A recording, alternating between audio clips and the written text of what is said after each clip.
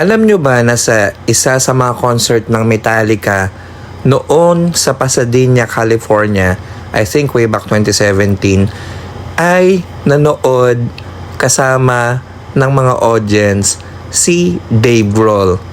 Hindi napansin ng mga audience nung una, pero nung nakita nila si Dave Grohl sa likod nila, talaga naman napa-selfie sila. Si Dave Grohl lang naman ay ang lead singer ng bandang Foo Fighters. Kaya kilalang kilala din siya. Pero siya ay isang malaking fan ng Metallica. Tandang-tanda pa nga daw niya, unang album ng Metallica ay binili niya noon sa cassette tape worth $6.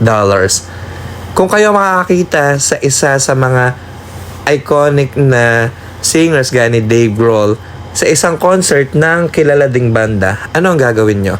Muli po hanggang dito na lang mga kakamon, no? See you in the next content. Thank you so much. Gracias. Come on!